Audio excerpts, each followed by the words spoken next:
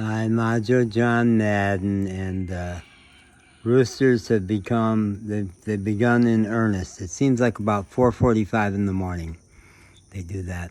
I'm in El Diamante, little pueblo in central Mexico, between the town of Tuxpan, which is south of the big city of Tampico, and Veracruz, which just yesterday I got a really savvy guy said, no, heed the travel warnings. Don't go to Veracruz. Skip Veracruz. Go west to Mexico City like you want to do. 2 motorcycles. Woo! It's about 4:30 in the morning, I think. 4:45, something like that. Go to Mexico City. Go to San Miguel de Allende, and then go way out in the Yucatan where you want to explore and maybe find a place to settle down. So I've wanted to live in Mexico for a long time, and I've been here 3.5 months now, and it is a wonderland, and some of it's been really hard. Some of it's been really hard, but it's getting easier. And I'm celebrating a big anniversary today.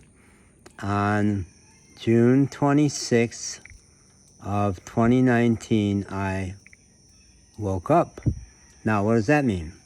I've been trying to figure that out for the last 4 years. What does it mean that I woke up?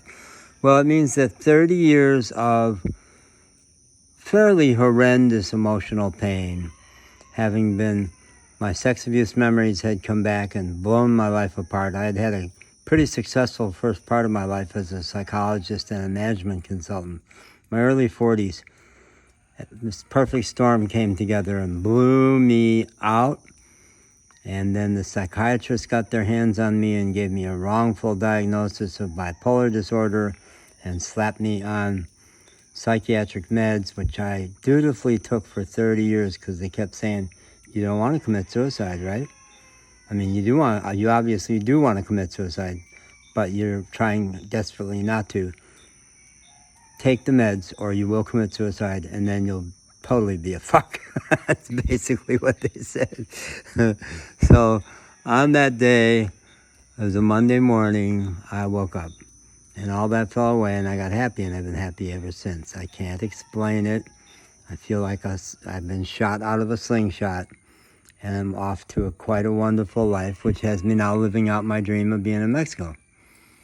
And today's the anniversary, and it's like my very first serious spiritual teacher, Sri Chinmoy, in New York City, used to say that 3 to 6 in the morning is spirit time.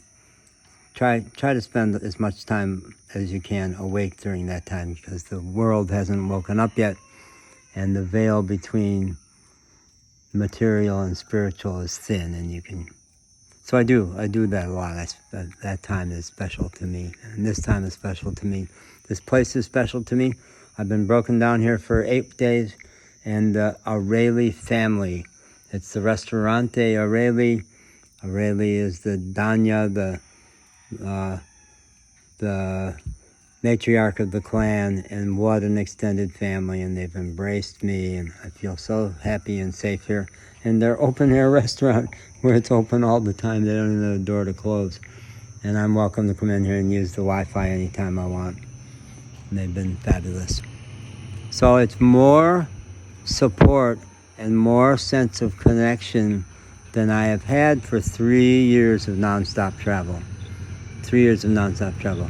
I had pretty good sense of connection on South Padre Island with 2 coffee shops that I really loved. But this is unbelievable here.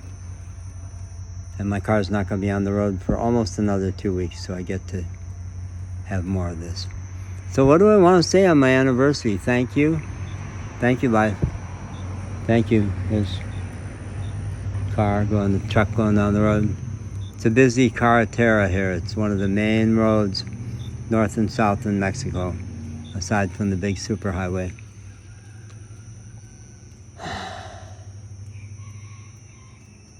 Thank you. Thank you. I don't know. Words fail. Words fail. I just want to say thank you, God. Whatever God is, I don't understand what God is, but it feels personal to me. I keep using it. I sure won't use he. Sometimes I'll use she.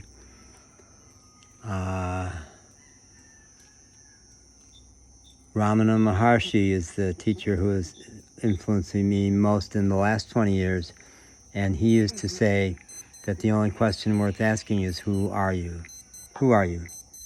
Who are you really? And I got the answer 4 years ago. I've said, you're everything. You know that. You've always known that. You're everything. You're part of everything. Don't resist any of it. Don't resist any of it.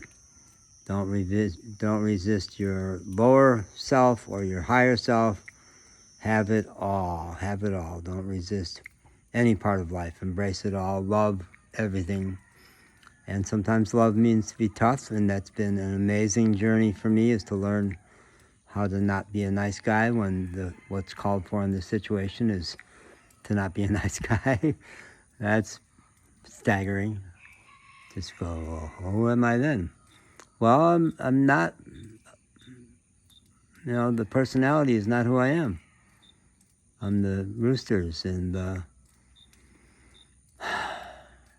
all of it. All of it.